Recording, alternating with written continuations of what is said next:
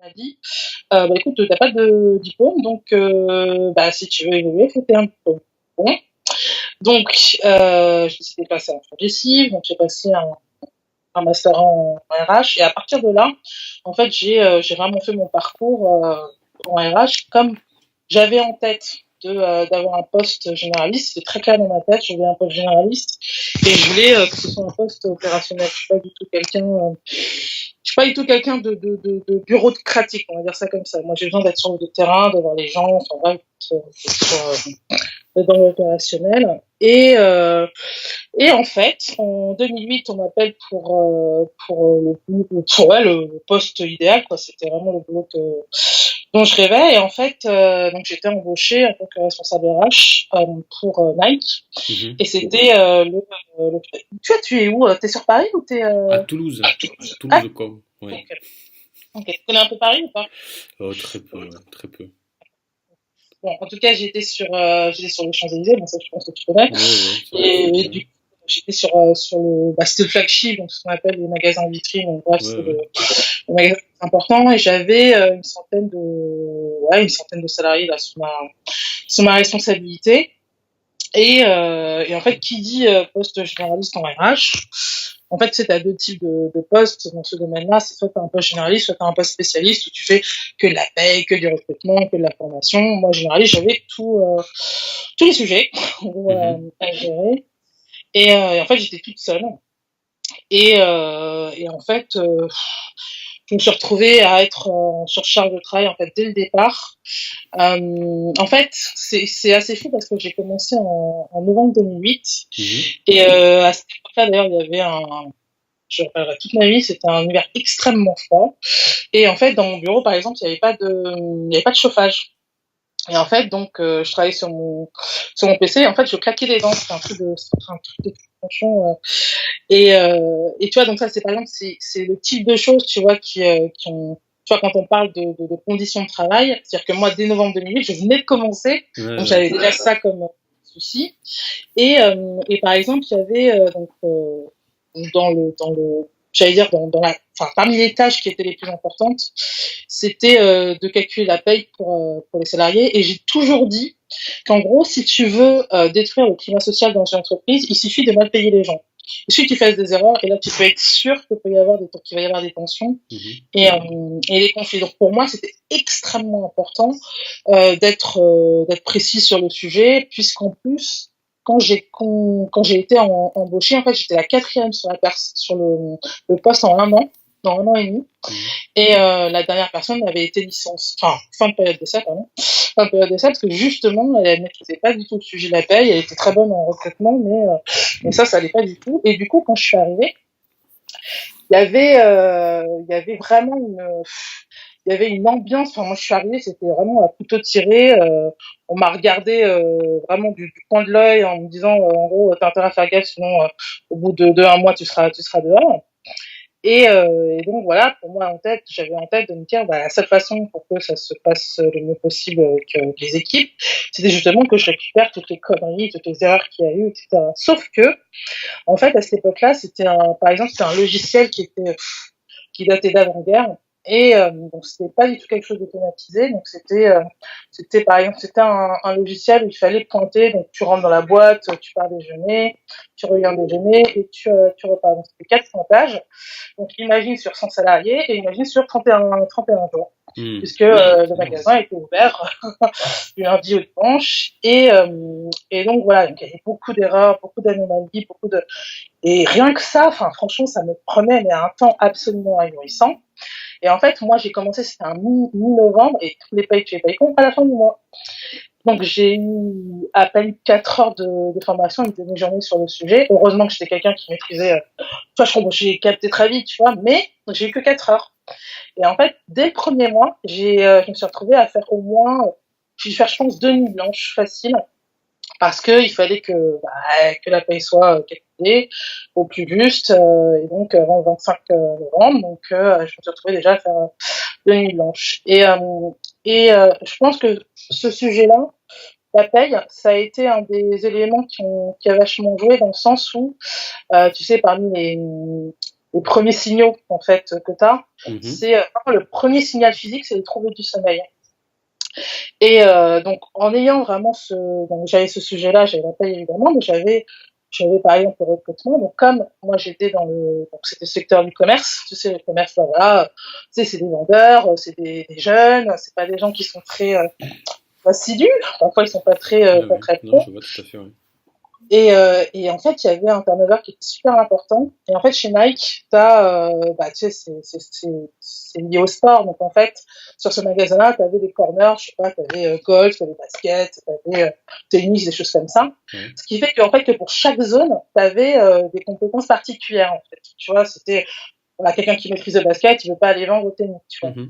En gros, pour chacune de ces zones-là, il fallait qu'il y ait un vivier, en fait, de candidature parce que quand tu es dans ce domaine du commerce, c'est des gens qui sont à temps partiel, c'est des gens qui restent parfois 6 mois, donc qui restent, tu vois, quand Ouais, ils ouais, sont c'est pas assez pris. précaire, et puis surtout, ça va être un monde relativement jeune, donc il doit y avoir beaucoup de turnover.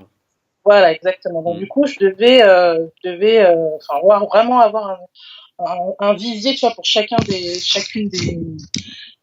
secteurs. Donc c'était quand même relativement important. Donc voilà, par exemple, et tu le sais très bien, le recrutement, en tout cas moi dans ma vision des choses, Mhm. c'est quelque chose qu'il faut faire plutôt correctement parce que tu recrutes mal, bah, la personne ne va pas rester ou il va y avoir des soucis, etc. Donc, bah voilà, c'est ça aussi que j'ai vécu. C'est-à-dire que quand je te parle de boulot, enfin des RH quand tu es spécialiste, quand tu fais que du recrutement, tu as le temps de faire. Alors que moi, j'avais vraiment tous les domaines. Et le recrutement, bah, c'est quoi? C'est recevoir un CV, c'est avoir une lettre de motivation, c'est appeler la personne, c'est ensuite planifier avec le manager, ensuite c'est être en présence avec lui pour animer l'entretien, c'est derrière faire un feedback, etc. Donc, ça me prenait énormément de temps. Donc là, ça faisait partie des tâches aussi qui ont joué. Donc après, il y a tout ce qui était la formation. Donc, la formation, c'est quoi? C'est justement les vendeurs, quelles compétences vous avez sur le sujet, je sais pas, soit la vente tout court, par exemple les techniques de vente, ça va être par exemple sur le domaine du tennis, voilà, quelles sont les dernières nouveautés, des choses comme ça. Donc avec les managers, donc je travaillais vraiment sur chacun des salariés. Donc t'imagines, il y en avait une centaine. Donc il fallait que je sois avec eux, que je connaisse les salariés, que je vois comment ils évoluent, qu'on débriefe sur les journées, les choses comme ça. Donc c'est des choses qui prenaient du temps aussi. Il y avait tout l'aspect aussi juridique, c'est-à-dire que tu vois tout ce qui est, et justement comme on est dans un domaine du commerce où les salariés sont pas forcément sont pas tous en tout cas professionnels, il y avait énormément de procédures disciplinaires. Donc j'avais beaucoup de des retards, des absences injustifiées. Donc je me retrouvais à faire pas mal de procédures disciplinaires. Et, euh, et la grosse difficulté que du coup j'ai eue moi, c'est que moi j'étais en première ligne. En fait, il y avait l'équipe RH Mhm. qui était située en banlieue et moi j'étais toute seule, donc j'étais le phare des RH sur Paris. Et en fait, moi je travaillais en collaboration avec les managers business en fait. Ce qui fait que déjà, je ne pouvais pas parler de mon métier. C'est-à-dire que de toutes les difficultés que j'avais, je ne pouvais pas en parler parce que quand tu es en RH, tu as un devoir de confidentialité, donc enfin voilà quoi. Donc, moi, je me retrouvais toute seule, je pouvais parler à personne de mes difficultés. Et quand je te parlais par exemple de tout ce qui est procédure disciplinaire, il suffisait que, je sais pas, je mette un avertissement à quelqu'un pour que, du coup, ça fasse tout le tour du magasin et que du coup, tous ceux qui étaient entre guillemets amis avec cette personne et qu'une envie, c'était que, enfin, franchement, je sais pas ce que je pouvais vraiment faire, mais voilà, qui était très menaçant ou qui me regardait de travers ou tu vois, qui Ouais, avait ça des doit parties pas être évident. très assassines et tout. Mhm. Donc en termes de relation en fait avec sociale, on va dire ça comme ça, c'était parfois très compliqué. Donc j'étais souvent ouais, j'étais souvent en RH, on parle de solitude, mais c'était vraiment ça, quoi. C'était vraiment, j'étais seule un peu contre tous. Et donc voilà. Donc en fait, au fur et à mesure du temps, ce qui s'est passé, c'est que au bout de 6 mois, en fait, pile poil, j'ai eu mon second, on va dire, signal important, qui a été un trouble musculo-squelettique, et j'ai eu une névralgie cervico-brachiale. Donc je sais pas si tu vois ce que c'est. En fait, c'est une décharge que tu as de la nuque qui Ouais. descend sur les cervicales et qui fait que tu t'es paralysé de la main droite et de la main gauche. Et Ouais, ça fait un peu peur du coup. Ça fait peur, je dis. Surtout là, Ouais, t'as mal au bras c'est, gauche, tu te dis ok.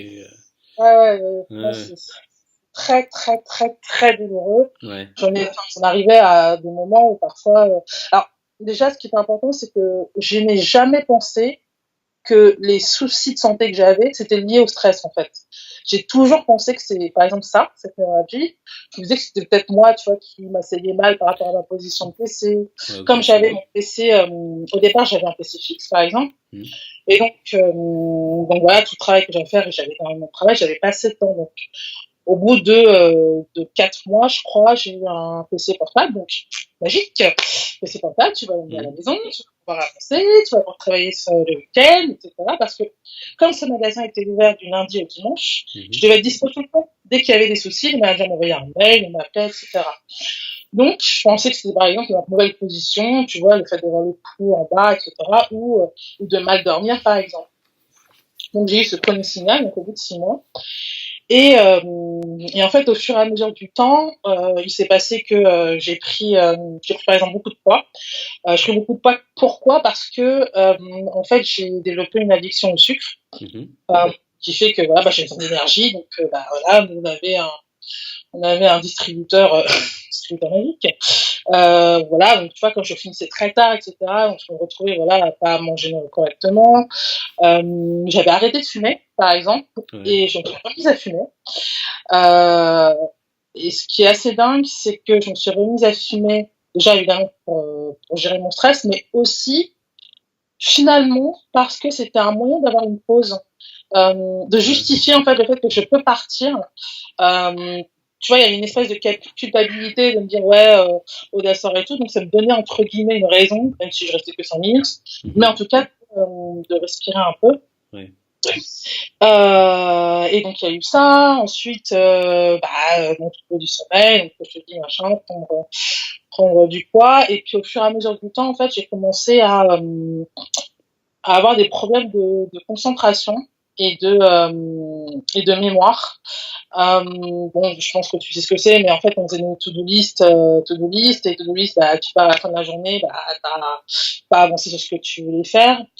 J'étais extrêmement sollicitée de tous les côtés. Donc, c'est-à-dire que donc moi, j'avais un bureau donc qui était à l'étage du magasin. Et en fait, on pouvait m'appeler par téléphone, on pouvait venir dans mon bureau, on pouvait me contacter par mail. Et donc, Ouais. Ok. j'étais sollicitée de partout, c'était dingue. Il y avait ça, il y avait l'aspect de travailler tout le temps sur PC. Donc comme je travaillais énormément, j'ai commencé à avoir ma vue, voilà, qui a été impactée. Mhm. Avoir des maux de tête aussi, des céphalées vraiment très importantes. Je me rappelle d'ailleurs que j'avais été voir un ostéo, il m'avait dit oui, combien de temps vous travaillez sur votre PC, je disais 8 heures. Il me disait mais c'est meurtrier. Et en fait quand t'entends le mot là, bon, tu vois, tu tiques, Ouais. mais j'avais tellement de boulot que bah je sais pas, j'ai continué quoi, j'avais pas voilà, j'ai continué. Et j'ai aussi développé donc des reflux gastro-œsophagiens aussi. Donc au départ, j'ai cru que c'était, enfin, je sais pas si tu vois ce que c'est de l'acide quand tu remontais, Ouais, tout à fait. voilà. J'en ai déjà fait. Ouais. Et du coup, donc au départ, je pensais que c'était, pareil, c'était une question d'alimentation et tout. Et en fait, le gastro-entérologue que j'avais vu m'a dit oui, est-ce que vous êtes stressé et tout. J'ai fait oui, un peu. Et en fait, c'est pareil, c'était pas du tout. Pour moi, c'était pas du tout lié au boulot. Enfin, vraiment, je pensais vraiment que c'était moi qui était défaillante. Ouais, ouais. Voilà, je te dis au niveau de comment bosser, etc. Et puis donc j'ai été amenée voilà, à être vraiment chargée de travail. Et j'ai vraiment demandé à l'aide, ça c'est vraiment qu'on peut se dire. J'ai demandé voilà, que j'avais besoin de soutien, etc. Et en l'occurrence d'avoir une assistante, tu vois. Et on m'a fait croire que j'allais en avoir une. Et en fait, je me suis retrouvée. Donc j'ai commencé en 2008 chez eux. Et par exemple, en 2010, j'ai eu une opération qui est extrêmement importante. Donc ça, c'est pareil, c'est en fait un symptôme qui s'est développé et je ne savais pas aussi que c'était lié au stress. Donc en fait, j'ai développé des fibromes utérins. Et donc, je devais me faire, en fait, c'était des tumeurs, mais merci, c'était des tumeurs Ouais, ouais. qui sont, ouais, donc, tu vois. Et en fait, je devais partir 3 mois en arrêt maladie. Et donc, je dis à la société, écoutez, voilà, moi, j'ai pas partir 3 mois, faut que j'ai quelqu'un qui puisse reprendre derrière, parce qu'en plus, comme c'était moi qui gérais la paye et tout ce qui était RH, aucun manager ne savait faire ça, c'était pas leur boulot, tu vois. Mm. Donc, j'ai dit, écoutez, il faut absolument quelqu'un qui me remplace, etc. Donc, on m'a dit qu'il n'y avait pas de budget. Et donc, j'ai dû chercher une solution. Donc, j'aurais dit, bah, écoutez, on va prendre une stagiaire. Et évidemment, une stagiaire à 400 euros, hein, à faire, voilà, pas de souci, oh, c'est super et tout. Donc, Mhm. j'ai pris une stagiaire. J'ai eu beaucoup de chance. Ça a été une fille extraordinaire. Et pendant ces 3 mois, franchement, elle a assuré, même si j'étais un peu là, mais voilà, j'ai eu beaucoup de chance parce que c'était vraiment quelqu'un de très très bien. J'ai encore des contacts avec elle. D'ailleurs, elle m'a beaucoup aidé, mine de rien, parce que tu vois, quand je te dis que j'étais toute seule, à ce moment-là, Ouais, j'ai eu quelqu'un à côté de moi. c'est Tu vois, ça, à qui parler, qui te comprenait. Ouais. voilà, qui Mm. comprenait mon métier, qui voyait en plus, parce que tu sais, il y C'était a ce l'affaire. côté où parfois tu te poses des questions en disant, mais attends, c'est peut-être toi qui t'organises mal, etc. Et en fait, elle était témoin, et en fait, elle me disait, oh, tu travailles comme une tarée, fais gaffe, et elle voyait que j'avais un boulot monstre, etc., et très pro, en fait, tu sais. On a une conscience professionnelle qui Ah, est élevée, complètement. Ouais. voilà, moi, le travail doit être bien fait. Il doit être bien fait parce que, déjà, c'est mon travail à moi, qu'il y a des gens derrière. Tu vois, par exemple, les managers, comme ils n'étaient pas autonomes sur les RH, je ne pouvais pas me permettre de faire un boulot qui est un peu approximatif. Il fallait qu'ils puissent récupérer le sujet et que ce soit simple pour eux, que ce soit par exemple, je sais pas, les procédures d'entretien annuel, par Mm. exemple, tu sais, quand ils rencontrent les salariés qu'il faut faire des entretiens et qu'il faut proposer les notes et les augmentations et voilà. Tu vois, je les formais, tu vois, par exemple, ça, donc ça c'est intéressant, parce que sont une centaine de personnes, les entretiens annuels n'étaient pas automatisés. Donc c'était que des papiers, que des feuilles de papier. Donc, t'imagines que t'as le salarié qui a son feuillet, t'as le manager qui l'a, ils doivent remplir à la main, c'est moi qui récupère, donc au niveau de l'écriture, bon, c'est pas forcément clair, tu vois, etc. Donc c'était une surcharge de travail extrêmement importante. Les congés, par exemple, c'était pareil. Les demandes de congés, c'était sur papier. Ouais. Donc je pouvais, avec un nombre d'informations à croiser, qui était ahurissante parce que, voilà, pareil, les plannings étaient faits sur Excel, donc, je devais croiser un nombre d'informations incroyable, donc, et s'il fallait était largement expliqué aussi avec tout ça. Justifié. Ouais. Et donc voilà, et en fait, au fur et à mesure du temps, je te dis, donc, à faire de concentration, la mémoire en fait qui flanche, et puis, je pense que c'est ce qui a été vraiment le début de la descente aux enfers, c'est que moi, donc en fait, Nike, il y a l'aspect retail, c'est tous les magasins, et t'as le wholesale, c'est tous les grands comptes, je sais pas, genre Decathlon, de sport, etc. Donc, dans le retail, tu avais une cinquantaine de magasins, et les personnes qui géraient ça, c'était ma responsable RH, responsable RH France, moi, j'étais responsable RH Paris, Mhm. et il y avait un formateur. Donc ma responsable RH, elle était aussi au siège, donc je ne la voyais pas spécialement souvent. Ce que je retiens et ce que je comprends aussi avec le recul aujourd'hui, c'est que comme je faisais très bien mon boulot, finalement, donc on se posait pas la question de comment je le faisais. Pourtant, j'envoyais des mails à 2h du matin, à 4h du matin, etc. Et donc voilà, j'ai pas eu plus d'inquiétude de ma part, en tout cas. En tout cas, je m'entendais bien avec elle, quoi. Je m'entendais bien avec elle. Et ce qui se passe, c'est qu'en février 2011, elle se fait licencier du jour au lendemain, alors qu'elle était enceinte. Donc ça a été franchement, ça a été un choc, franchement, psychologique. Ça a été vraiment une gifle que je n'ai pas compris. J'ai pas compris pourquoi, j'ai pas compris. On faisait tout ce qu'on pouvait avec le peu qu'on avait comme moyen. Donc du jour au lendemain.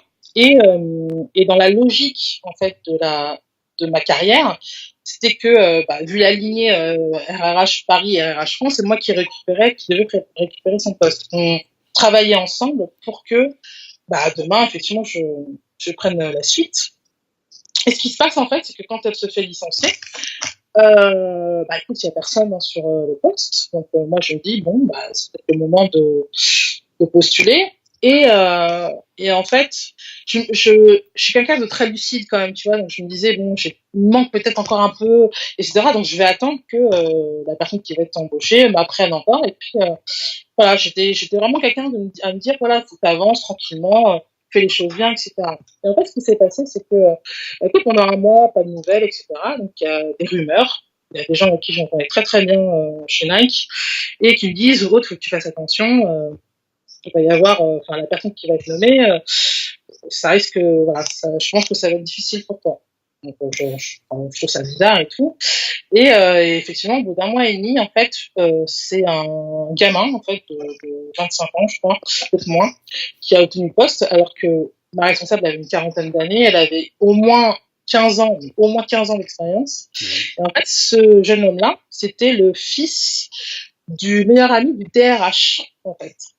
C'est quelqu'un qui avait été embauché en CDD, qui avait même été vendeur, en fait, dans mon magasin. Et donc, c'est lui qui a récupéré le poste. Et en fait, le jour où il est arrivé et qui s'est présenté, en plus, je l'avais rencontré dans un séminaire.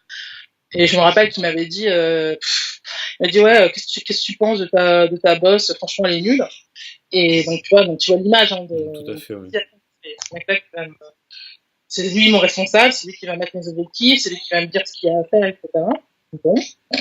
Donc en fait, quand il s'est présenté, je pense que c'est vraiment là où tu sais, quand on parle de la perte de sens du métier, bah c'est à partir de là en fait où j'ai vraiment pas compris en fait. Et en fait tout ce en quoi je croyais, qui était bah quand tu t'investis dans ton boulot, bah t'es reconnu. Quand t'es en soutien, enfin voilà, bon, bref, tout ça a volé en éclats.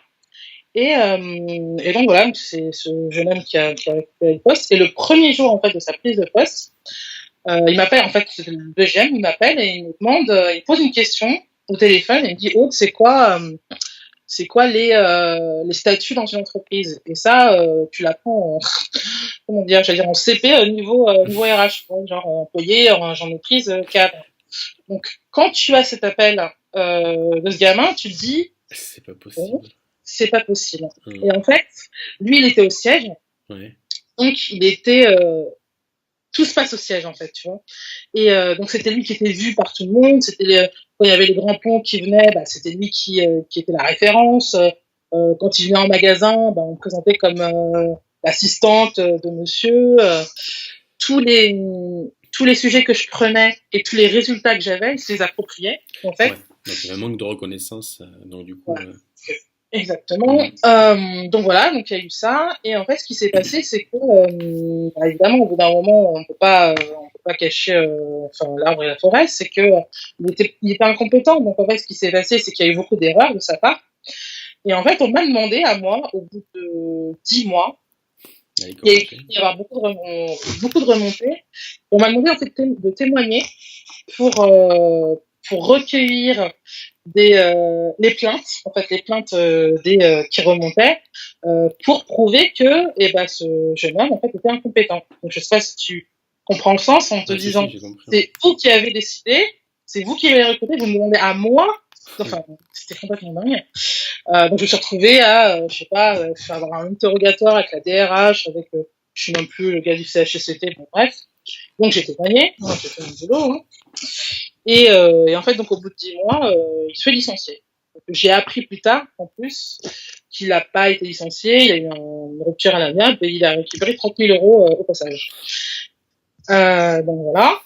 Et donc quand ce jeune homme part, on était en décembre 2011. Et en fait, à ce moment-là, il y avait un projet qui était super important. Donc, là, je te rappelle par rapport au logiciel qui datait d'avant-guerre, etc. Et en fait, j'étais la seule sur Paris.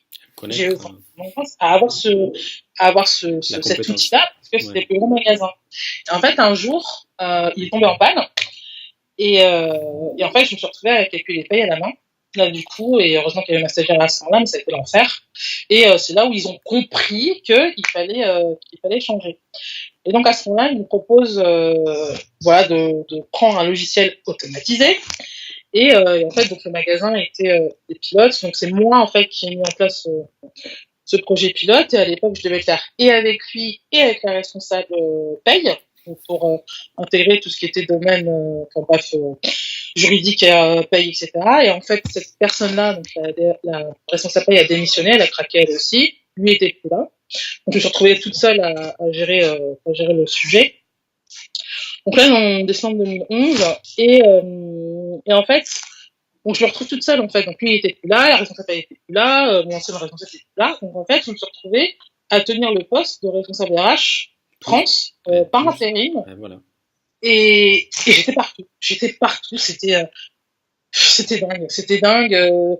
Forcément, j'étais la seule référente. En plus, bon, je faisais très bien mon boulot. Donc voilà, j'essayais d'être tout, quoi, tout simplement. Je précise que c'est important que je te le dise, c'est que ce métier-là, c'était un métier dont je rêvais depuis à peu près une douzaine d'années. C'était le boulot que j'adorais. J'avais tout fait pour obtenir ce poste-là. Donc, on m'a souvent posé la question, hein, les journalistes me disaient, mais pourquoi t'es resté, etc. Bah, je suis restée parce que déjà, c'est vraiment un boulot que j'attends depuis longtemps. Donc, est-ce que je vais retrouver le même ailleurs Est-ce que moi, j'ai des factures à payer, donc j'ai aucune garantie que si je pars demain, et ben demain, j'ai trouvé un boulot. Enfin, voilà, il y a plein de raisons. Et puis, il y avait celle aussi qui était de dire, mais c'est pas juste. Pourquoi est-ce que c'est moi qui devrais partir alors que c'est la société qui fait des conneries?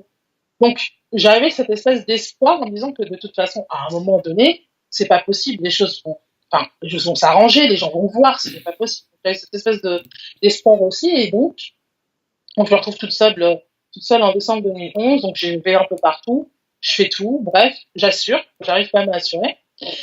Et, et à ce moment-là, excuse-moi, pardon, j'ai oublié un truc. En fait, il y a eu un premier signal avant le burn-out en lui-même. C'était en août 2011. C'est en août 2011, donc un peu avant qu'il s'en aille. En fait, donc je reviens d'un week-end entre copines et tout. Je prends le train pour aller au boulot. Et en fait, dans le train, en fait, je commence à avoir une crise de larmes. Je ne contrôle pas du tout. Et quand j'arrive en fait à la gare, en fait, je suis incapable de mettre un pied dans l'autre.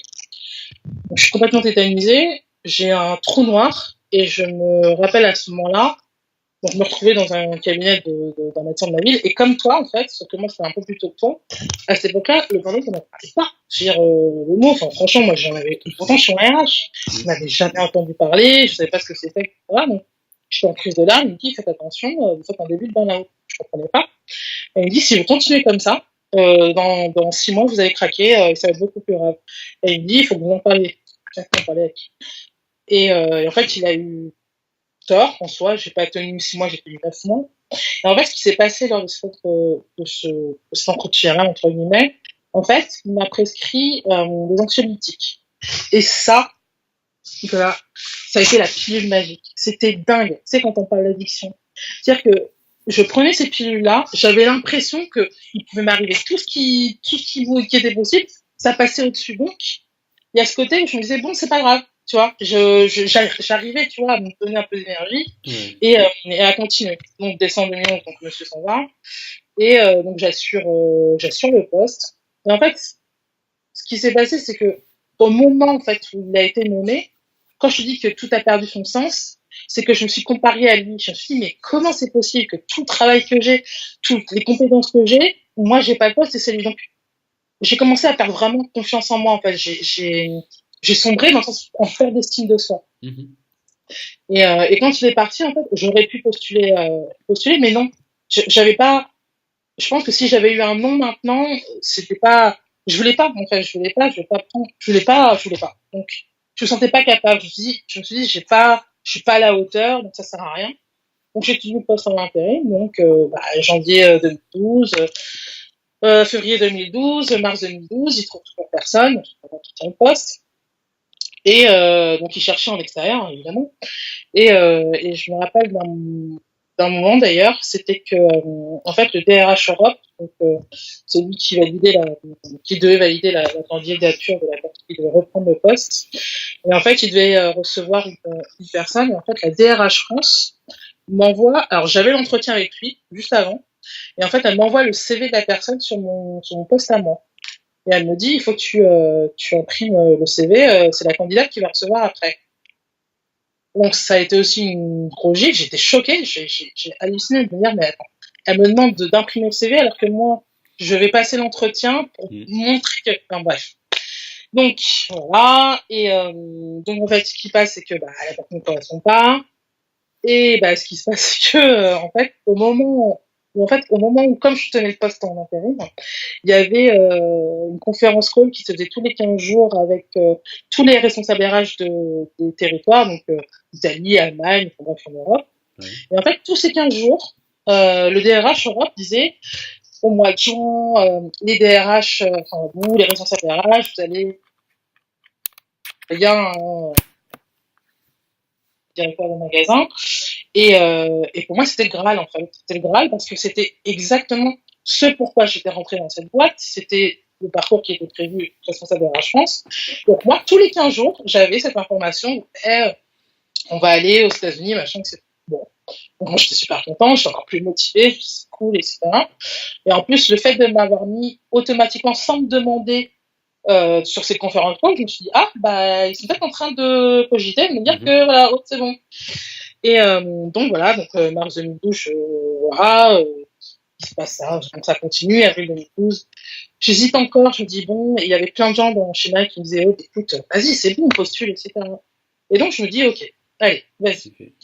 Et donc au mois de mai, en fait, je devais partir en congé. Et donc j'avais postulé, donc j'ai pas eu de nouvelles, et j'aurais dit, mais écoutez, pendant les vacances, je peux venir, donc le siège est à Hilversum aux Pays-Bas. Et j'aurais dit, écoutez, je peux venir pendant les vacances, il n'y a pas de problème, écoute, pas de nouvelles. C'est pas grave. Donc, les billets d'avion, en fait, devaient être envoyés pendant mes congés. Quand je reviens, je demande, bon, alors, il est où mon billet, etc. Et en fait, je dis, mais en haut, t'as rien reçu. Je vois, bon.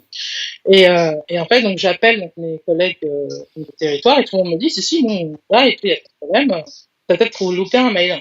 Sauf que j'avais mon PC avec moi et mon mail, je regardais, tu vois. J'avais pas. Et en fait, donc, j'ai relancé à ce moment le DRH et je devais me refaire opérer, en fait, le 24 mai 2012. Et une semaine avant, donc en fait, donc il y avait toujours ce logiciel que je devais mettre en place. J'avais passé des nuits blanches. Ça a été l'enfer. Et en gros, j'avais mis sur mon agenda que j'allais avoir une visite en fait avec l'anesthésiste. Et comme par hasard, j'ai reçu un email pendant ce créneau-là où le DRH Europe me dit, écoute Aude, tu n'es pas prévu sur le séminaire parce que tu n'as pas le titre. Et là, c'est là en fait où je pense que mon cerveau a commencé à griller. Donc j'ai relu ce mail, je sais pas combien de fois je l'ai relu. Je l'ai tout de suite transféré en fait à la DRH France. Et là pour moi c'était décidé, je démissionnais. C'était, je lui ai dit, écoute, je te vois demain. Je n'ai pas dit que je démissionnais, mais c'était pour moi c'était clair. Et donc, je vais le lendemain au siège. Et en fait, pendant toute la journée, elle m'évite. Et je me rappelle qu'à ce moment-là, c'était à la pause déjeuner, il y avait une personne qui était très placée chez Nike, qui me connaissait bien, qui savait comment je bossais, et qui me dit, écoute, Aude, c'est pas possible, il faut que tu reparles au PDG. PDG de Nike, quoi. Je veux dire, en plus, c'était un anglophone, donc j'étais arrivée à un état d'épuisement, il fallait parler en anglais. Et je lui dis, non, écoute, c'est pas possible, je peux pas, ça sert à rien. Je lui dis, ça sert à rien, etc.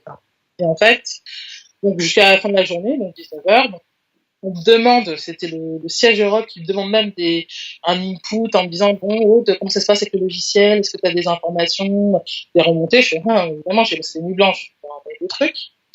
Et je pars du boulot, 19h30, un peu comme ça. Et en fait, donc, la DRH qui m'appelle et qui me laisse un message, j'ai pas répondu. Elle me dit, écoute, Aude, je suis vraiment désolée. Je suis désolée, je sais que tu es déçue pour les États-Unis, etc. Bref. Donc, honnêtement, je suis rentrée sur les genoux à la maison. Donc, à ce moment-là, j'étais avec Alexandre et à ce moment-là, ça faisait plus de 10 ans qu'on était ensemble. Donc, je suis rentrée, j'étais avec mon PC. Il y avait encore des choses à faire pour la paye avec ce nouveau logiciel. Il y avait eu des erreurs, bref. Et donc, c'était le 23 mai. Le 24 mai, donc, je vais me faire opérer. Et je me dis, je pense que c'est à ce moment-là où je me suis dit, je sais pas comment trop t'exprimer, mais j'étais arrivée à un tel état d'épuisement que je voulais en finir, en fait.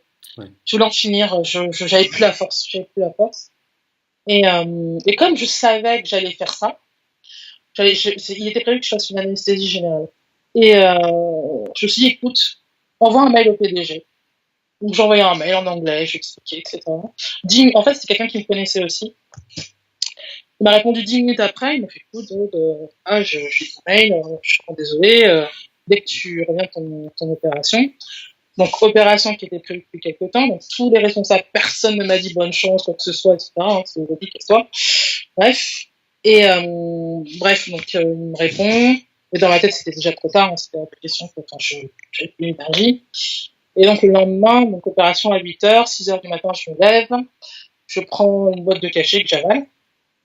Et en fait, sur le chemin, donc, je pense être un peu stone et tout, j'arrive à l'hôpital, on m'installe, et j'étais avec Alexandre, et je me rappelle qu'Alexandre, c'est assez vague, mais je crois qu'il a dit mon maman ou mon mère. En fait, sa mère était morte d'un cancer 4 mois avant. Et donc à ce moment-là, on m'appelle, on me met sur le brancard, et là, je pense que j'ai eu je sais pas, j'ai eu un moment de lucidité où je me dis, mon Dieu, si tu fais ça, ils vont crever, quoi. Donc j'ai menti, j'aurais dit, écoutez, je viens d'aller aux toilettes, je me suis fait venir, et je me suis réveillée. Le lendemain. Enfin, le lendemain après l'opération, Ouais. et à partir de là que j'ai opéré la reconstruction. Chaud. J'ai eu mon médecin traitant, Ouais. connaissait depuis très longtemps aussi, qui a tout de suite compris, qui a tout de suite en fait mis un mot sur le sujet, donc épuisement professionnel, qui savait bosser le week-end, etc. Elle m'a orienté vers une psychologue du travail. Ouais. Et en fait, on a travaillé ensemble. Donc, elle, pour tout ce qui était arrêt maladie, donc la psy, et puis j'ai été en fait sous antidépresseur et sous anxiolytique aussi, dans quelques mois. Donc ça, c'était en mai 2012. 7 mois après, donc j'ai écrit le bouquin. Je l'ai écrit en 6 jours. J'ai écrit en 6 jours sans dormir. Et en fait, un mois après, donc je l'ai écrit en novembre 2012, un mois après, je rentre dans l'hôpital psychiatrique. J'y suis restée à peu près 2 mois. Ouais. Ouais, 2 mois. Et après, le bouquin est sorti en mai 2013, donc je n'ai pas compris, pour être très honnête avec toi. Ouais. Je me suis retrouvée dans une tornade médiatique. J'ai rien compris, vraiment, j'ai rien compris. Je me suis retrouvée à parler du sujet, voilà, un peu partout. Et puis voilà, donc après, au fur et à mesure des mois, j'ai quand même travaillé pendant 18 mois. Et, euh, et puis voilà, le deuxième bouquin, j'ai écrit en décembre 2015. Il s'appelle comment le deuxième bouquin? Il s'appelle Burnout et après, comment se reconstruire. D'accord. Il y a mon témoignage et puis il y a le témoignage de personnes sur la reconstruction. Donc là, j'explique tout l'après, c'est-à-dire la culpabilité, les arrêts maladie, tu sais que tu renouvelles, la nécessité de te reconstruire aussi bien physiquement, c'est-à-dire de retrouver de reconnecter ton corps à l'esprit. Ouais, ton énergie, tout ça. Voilà, j'ai dormi pendant des mois, enfin, c'était hallucinant. Tu le sais, mais vraiment, voilà, un épuisement total. Donc, voilà, retrouver aussi le goût en fait, avec des petites victoires, tu vois. Dire. En plus, tu vois, les personnes qui font des burn-out, tu le sais, c'est des personnes qui sont très investies, des personnes qui sont très compétentes aussi, qui maîtrisent leur métier, etc., qui aiment, qui sont passionnées par leur boulot. Et en fait, ce qui a été aussi difficile, c'est de tout recommencer quand tu sais que tu as fait plein de choses, que tu as fait des grandes choses, etc. Donc, il y avait tout cet aspect-là aussi psychologique et tout qui a été compliqué.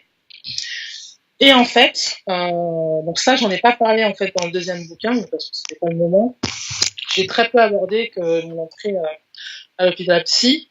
Mais en fait, le fait d'avoir été sous antidépresseurs pendant plusieurs mois, ça a déclenché en fait chez moi un épisode maniaque. Et en fait, mon internement est lié au fait que j'ai développé un trouble bipolaire. Et bon, après, par mal de recherche, etc. Le stress au travail est un des éléments déclencheurs principaux de tout ce qui est maladie mentale. Et donc voilà, donc aujourd'hui, dans le bouquin, dans le dernier, justement, je parle des séquelles. Donc, je considère que la bipolarité est une séquelle, parce que Mhm.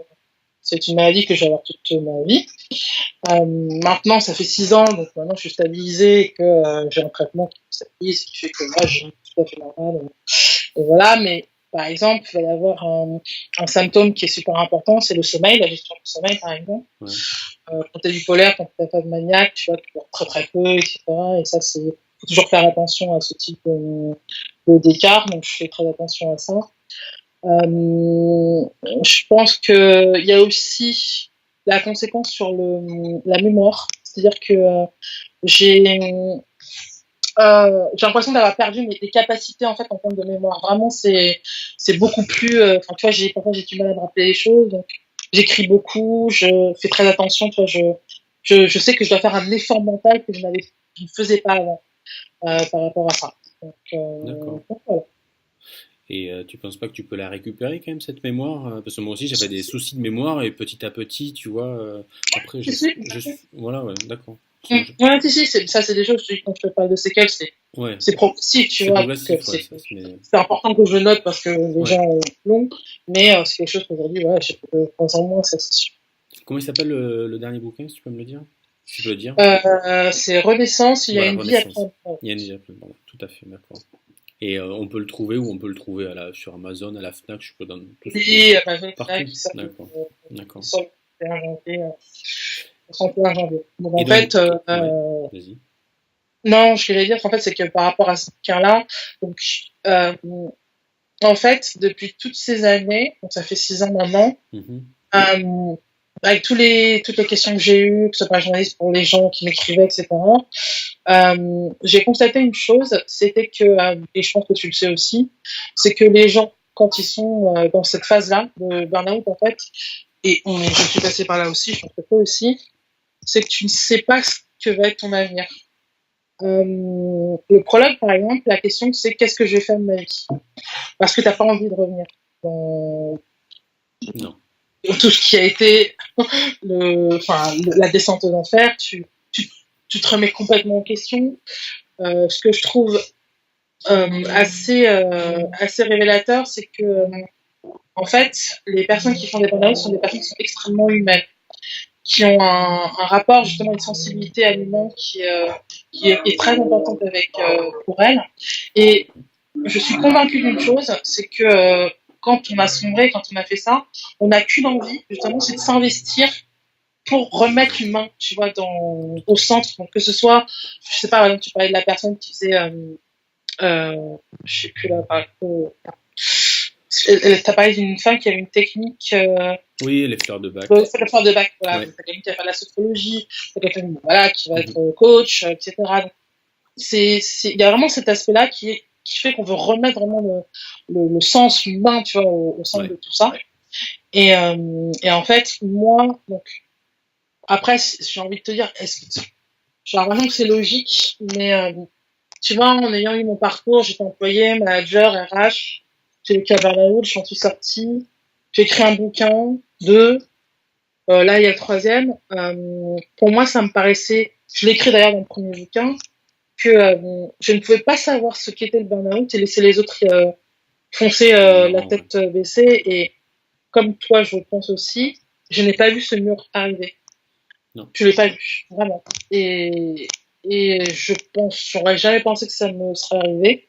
Je me rappelle très bien d'ailleurs qu'à l'époque où il y a eu la vague des suicides, tu sais, à la poste et tout ça, je me rappelle qu'il y avait la Ouais, télé d'ailleurs, Forum et tout ça. on Ouais. était France dans une salle Télécom. de pause. Mm. Et je me rappelle avoir vu, tu vois, le sujet, et je me disais, comment est-ce qu'on peut en arriver à vouloir en finir pour son travail? Et ben, je savais pas, je courais dans le processus de l'épuisement. Ah, ben ça, c'est la plus grosse des difficultés, je trouve, hein. Savoir s'écouter et savoir, ouais, ben, savoir s'écouter pour pas aller dans le mur, parce que finalement, personne s'écoute, quoi. Si t'arrives pas à écouter ton collègue, ton copain, ta femme, ben, Ouais. c'est la plus, enfin, ouais, moi, je trouve que c'est ce qui est le plus dur. Donc après, ouais, il faut se trouver des garde-fous. Mais bon, il faut le savoir, quoi. Mais c'est ça, Patrick, c'est que je pense que là où toi, on se retrouve un peu, c'est que nous, à l'époque, on n'en parlait pas. Non, Aujourd'hui, on en parle. ouais, Et toute la différence, c'est ça. Moi, j'ai plein d'amis qui sont au courant évidemment de ma situation et tout, et ce qui est, je pense que toi aussi tu le vis, mais moi je suis assez inquiète parce que les cas de burn-out se multiplient, vraiment. Ouais. Et dans notre entourage, il y a énormément de gens qui sont concernés, qui sont peut-être pas au burn-out, mais qui sont en tout cas dans le processus de l'épuisement.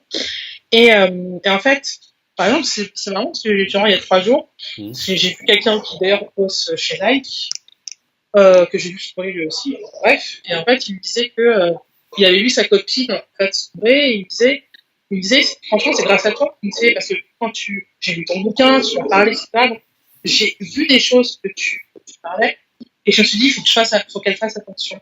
Donc oui, faut s'écouter dans le sens où il faut connaître ce que c'est que les signaux, etc. Parce que moi, si j'avais su, peut-être que je me serais dit, fais attention, etc. Souvent, quand je fais mes conférences, je commence souvent en disant que les gens, qu'ils ont de la chance, parce que j'aurais aimé assister à une conférence où quelqu'un aurait parlé de ça. Ouais. Après, est-ce que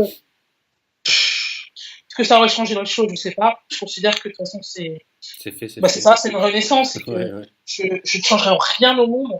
Ce qui s'est passé au final, tu vois, parce que ce que je fais, je suis hyper heureuse de ce que je fais. Enfin voilà, du coup, je retrouve un sens, tu vois, à ma vie professionnelle, ce qui est le sens du bouquin d'ailleurs, et qui fait que voilà, j'ai pendant cette période-là, contre toi aussi, j'ai mis des choses en place, ce dont je parle dans le bouquin, des outils qui m'ont permis de remonter. Pour moi, voilà, ce qui a été les outils principaux, c'était déjà la remise en question, ça a été le travail sur soi. Accepter de... Ouais. Accepter, je travaille avec un outil qui s'appelle l'énéagramme, peut-être que tu connais. Ouais, je connais, ouais. Donc voilà, je peux travailler avec ça, pour moi, parce que je dis toujours que l'énéagramme doit d'abord servir pour soi avant d'être utilisé pour la relation avec les autres. Donc voilà, l'énéagramme m'a beaucoup aidé. Je suis quelqu'un qui croit énormément en ce qu'on appelle la loi d'attraction. Je pense que tu as peut-être entendu parler aussi. Je connais, oui, mais je me suis jamais trop intéressé au sujet. La loi d'attraction, je vais te résumer vraiment de manière très très très simpliste. C'est la pensée positive. C'est la pensée positive. C'est la conviction que quand tu crois en quelque chose, que la chose peut vraiment arriver. Et vraiment, par exemple, tu vois, le premier bouquin que j'ai sorti, ça faisait une 12aine d'années, je pense que, dès l'âge de 10 ans, donc je crois que je disais que je voulais écrire un bouquin. Ouais. Et je me rappelle très bien que même chez Nike, la personne que j'ai vue il y a 3 jours, je disais, ouais, j'écris un bouquin, le titre, j'ai déjà dans ma tête, c'est la somme de tous mes choix. Et c'est le titre du dernier chapitre du premier bouquin, tu vois, par exemple. Et donc, il y a plein de choses comme ça, voilà, qui font que, voilà, pour moi, c'est des choses qui m'ont... Quand dans le bouquin, j'en parle en disant que le but du jeu, c'est pas de dire que il faut que vous mettiez un coup de peinture rose, c'est complètement imbécile de dire ça, faut être réaliste, mais de conditionner les gens en se disant, vous avez les capacités.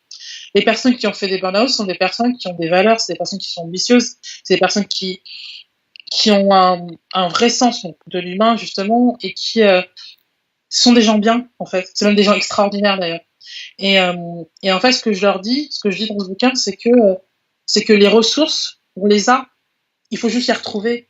Et pour les retrouver, il faut s'arrêter. Il faut déjà le repos, parce que peut-être que tu es passé par cette phase-là aussi, mais c'est tellement difficile de se retrouver à plus être capable de se lever, de faire la vaisselle, de faire ses courses. C'est très difficile et on n'a qu'une envie, c'est de retrouver l'énergie, parce que du jour au lendemain, on passe d'une phase de travail absolument ahurissant, de charge de travail, à rien. Rien. Du jour au lendemain. Ça a été un choc pour moi, mais horrible. Et après, dans tout le travail sur soi, évidemment, voilà, j'ai pris plein de choses sur la peur du vide, le fait d'être tout le temps dans l'action, des choses comme ça, mais voilà, la nécessité de vraiment la remise en question est essentielle, et ce qui est essentiel aussi, c'est de changer son rapport au travail, parce que on a tout mis dans le travail et c'était trop. Il faut retrouver un équilibre. on est un peu, alors moi, enfin, je dis ça, mais on est un peu responsable de son burn-out, quoi. Malheureusement, Ouais, on on a une est, responsabilité oui, parce que, tu vois, on n'a pas su s'écouter. Donc c'est ça, c'est là où je dis on est responsable de son burn-out, c'est que, ben, oui, on n'a pas su s'écouter et que on n'a pas su mettre en place des stratégies, voilà, pour arriver à, ouais, enfin, ouais, non, c'est toujours compliqué. Ouais. Tu vois, même là, en y pensant, je sais même pas si j'aurais pu, moi, me dire non, tu travailles trop, non, tu fais ça. J'étais pareil que toi, je ouais. travaillais dans le lit, et ma femme à côté, je faisais les mails, je faisais tout. Et Mm. j'ai dit, mais non, tu comprends pas. Je me souviens de dire, mais Voilà, non, tu comprends c'est ça. pas. J'ai C'est du ça. boulot, Ouais, j'ai du boulot. j'ai ce projet à finir, Ouais. il faut que je fasse ça, et puis comme on est ambitieux, on fait les Et choses puis là, se avec passent du bien. recul, tu dis, mais comment j'ai pu. Ouais, mais je suis pas forcément d'accord avec toi en disant que on est responsable, on est responsable en partie, parce que c'est justement le danger que j'essaie de, en tout cas moi, dans ma vision des choses, Oui. c'est que il y a un vrai sujet sur l'organisation du travail. En fait, c'est ce que je dis Ah oui, je vois ce que tu veux dire.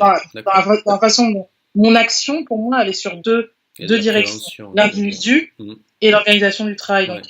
si l'organisation du travail, tu te rends compte quand même qu'on est dans une société où on prône la performance. À un moment donné, je dis même qu'il y a, j'en parle dans le bouquin, je dis qu'à un moment donné, on est même presque hypocrite parce que on est toujours dans le faire plus, aller plus loin, faire plus de chiffre d'affaires, aller plus vite avec moins d'effectifs, etc. Et par exemple, il y a pour moi un outil qui est destructeur dans les entreprises, c'est justement l'entretien individuel. Je sais pas si toi, tu en avais dans ton Non. entreprise. Non, Ouais. non, non. Donc moi, j'en avais dans toutes les boîtes où j'ai été, Dans les il y en grosses a. boîtes, ouais, moi c'était une boîte plus à taille humaine, donc. Mais effectivement, dans les grosses sociétés. Et grosse société plus d'autres, mais en tout cas, Hum, ce type d'outil, en fait, tu vois, c'est un, pour moi, c'est vraiment un facteur d'épuisement professionnel parce que, par exemple, chez Nike, ouais. j'ai eu chez la découverte aussi, mais par exemple, tu avais l'échelle, en fait, de calcul, d'évaluation, c'était inacceptable, très insuffisant, satisfaisant, très satisfaisant et exceptionnel.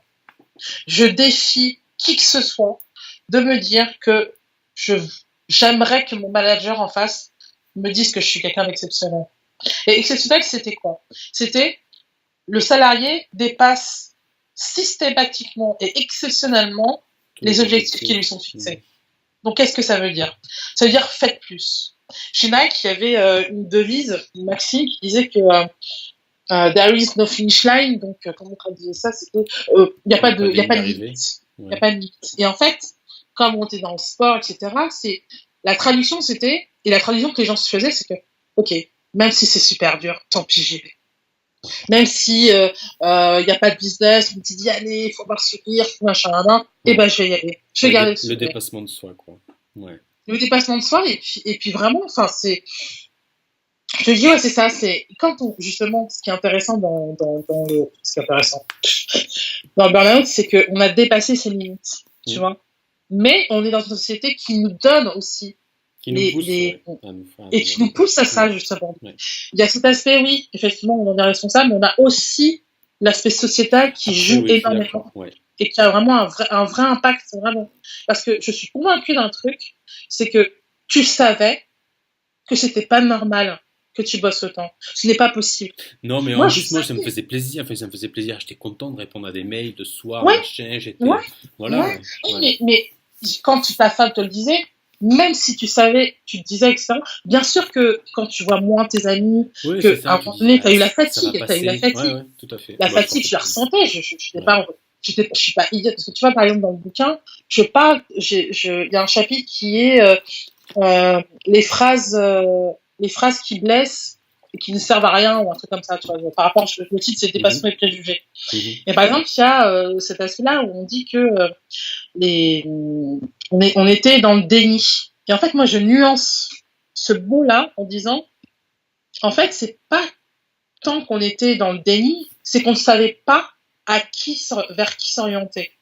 Si j'avais eu la possibilité d'en parler de manière libre, sans m'inquiéter de je sais pas, on va me mettre au placard, on va mettre une mauvaise note, machin, non, mais je Mm. serais arrêtée immédiatement, immédiatement. J'aurais pas été dans ce côté, je dépasse mes limites parce que, alors attention, si tu perds ton boulot, tout le monde a peur de perdre son travail, tout le monde a, surtout des gens, encore une fois, qui sont dans les profils, sont des gens qui aiment leur boulot, ils veulent pas. Je me rappelle que j'ai eu un débat c'était avec le numéro 2 du MEDEF et puis un député de UMP à l'époque. Et en fait, ils me disent, enfin, à un moment donné, bon, bref, on parle, et puis ils disent, vous savez, si, alors là, on était dans la reconnaissance du burn-out à la vie professionnelle, c'était le sujet, Mm. et en fait, ils me disent, ouais, si jamais on reconnaît, ça va être la boîte de Pandore. Tout le monde va se ruer vers les arrêts maladie.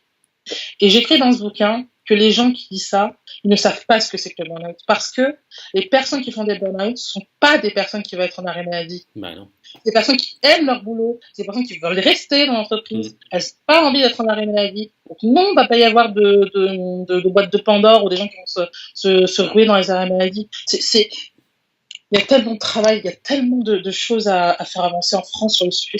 Tout à fait. C'est hallucinant. Mais voilà, écoute, chacun fait son. Ouais, mais c'est ton combat du coup. Maintenant. Bah, c'est tien aussi, de ton Oui, non, côté. mais tout à fait, à mon échelle. Moi, je n'en fais pas mon métier, Voilà, mais bon. Mais c'est oui, mais moi, chacun. si je peux apporter ma pierre à l'édifice, voilà quoi. Ouais, c'est ça. Mais Mm. oui, non, évidemment, aujourd'hui, c'est mon métier. Bon, voilà, il y a des bouquins, il y a le fait c'est ce que je dis, c'est que j'ai la chance. Alors, moi, je pensais que le premier bouquin, honnêtement, c'était un accident. D'avoir écrit en 6 jours, enfin, je me serais jamais dit que j'allais écrire un troisième Ah, bouquin. c'est Je rien, me suis c'est retrouvée sûr. à l'hôpital psy, enfin, toi, derrière le barreau, en me disant, enfin, bref, Ouais, je me serais jamais dit que j'en serais ce que je pareil. suis maintenant, Ouais. mais oui, je m'en sers forcément. Je me sers forcément de tout ça parce que c'est grave, parce que c'est grave. Mhm. Il y a des gens qui sont morts pour ça, Ah, des gens tout qui à sont fait, ouais. morts. Ouais. Et j'avais pas compris. Moi, j'avais pas compris. J'ai compris même. J'ai compris que moi, j'ai voulu en mourir. Ouais, ouais. J'ai pas voulu mourir pour mourir. J'ai voulu mettre fin à mes jours pour arrêter de souffrir. C'est pas la même chose. C'est pas du tout la même chose. Ouais, ouais. Je voulais avoir presque une bonne raison de ne pas retourner au travail, tu vois. Mhm. D'avoir une excuse extérieure qui vient pas de moi, parce que du coup, il y a la culpabilité de se dire, attends, je peux pas. Non, non, c'est pas moi qui décide. Je veux que ce soit quelque chose d'extérieur qui me permette. Et c'est ça qui est. Et c'est là où, après, tu vois, par exemple, je trouve que le cerveau, c'est un organe extraordinaire. Parce que il a compris dès le départ. Quand il t'envoie des signaux physiques, après mentaux, après émotionnels, il te dit, arrête, stop. Ouais, ouais, fais attention. Tu veux pas t'arrêter, t'inquiète pas. Je vais te donner le signal le plus fort possible pour que tu t'obliges à t'arrêter. Ouais. Et par exemple, moi, j'ai une jumelle, et elle aussi, elle a fait un burn-out, et elle a eu un accident de vélo, enfin de libre, Ouais. et elle a eu une fracture, et voilà. Et en fait, ce qui s'est passé ce jour-là, c'est que t'as eu sa boss qui l'a appelé à 7h du matin, ouais, il y a une réunion, il faut que tu te dépêches et tout machin, elle s'est levée super vite, elle a pris le vélo, et puis bah, on s'est fait faucher, et puis voilà. Mais voilà, il y a plein d'exemples, des gens qui ont Bah, fait tout des à fait. AVC, des gens qui ont des infarctus, des gens qui s'évanouissent. Ça, franchement, c'est chaud. Ouais, c'est C'est sûr. grave.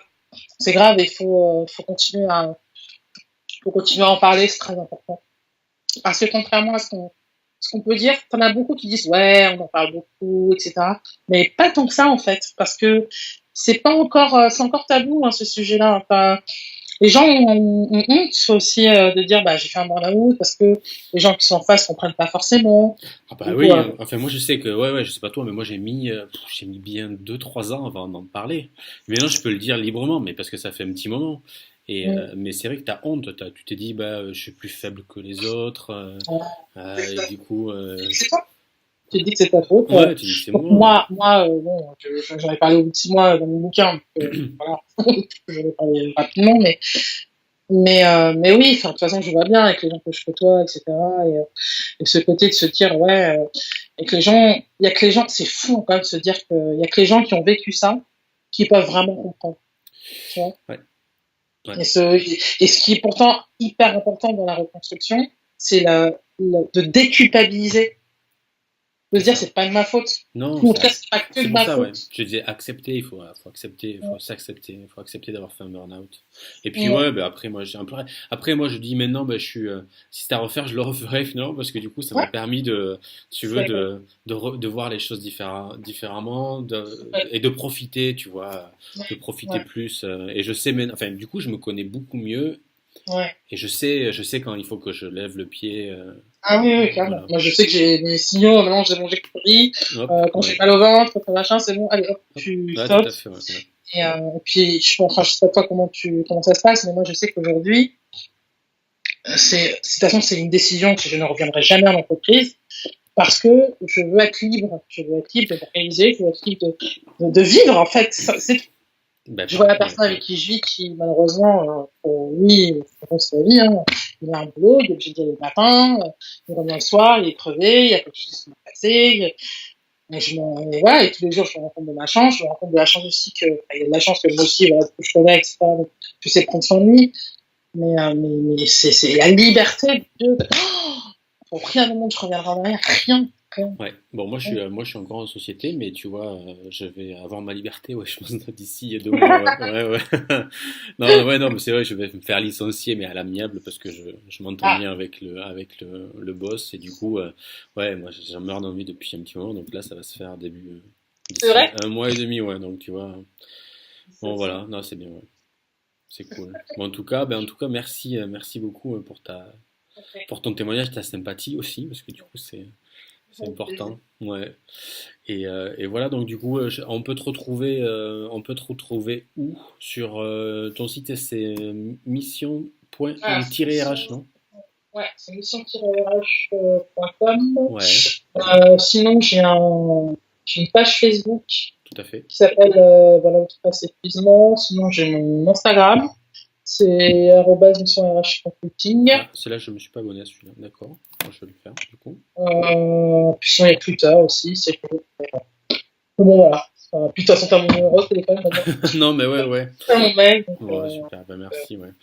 Ouais, du coup, avec un plaisir. ouais, Si tu veux. Ouais. bon, c'est cool, c'est gentil à toi. Je pourrais mettre. D'accord. Non, mais non, merci à toi, c'est bien, c'est cool. Du coup, ça va apporter de la valeur, mais ça ne dérange pas du coup que je puisse publier la vidéo sur mon blog, Absolument. ouais, j'ai un groupe aussi, un groupe Facebook, et je t'avais dit, ouais, qui se remplit tous les jours, j'ai des demandes de personnes qui... Sans blague. Ouais, ouais, non, mais c'est... Ouais. Non, non, Bon, bah, c'est cool. il y en a Merci. peut-être partie. De toute façon, je peux pas. Bon, bah, c'est cool. Bah, en tout cas, j'irai acheter ton bouquin, j'irai voir à Leclerc si je peux le trouver. Mais Je certainement. sais pas ce que Bon. t'en as pensé si tu veux. Hein? Quand tu l'auras lu, Oui, tu m'appelles et tu d'accord. me dis ce que t'en as pensé. Avec plaisir, ouais. Ok? Bon. Ok, merci encore hein, pour ta dispo. Merci à toi. Et puis, du Ben, coup, je te dis à bientôt. ouais, allez, on fait comme ça. Super. À bientôt. Ok, salut. Merci, Aude. Ciao. Donc, ciao.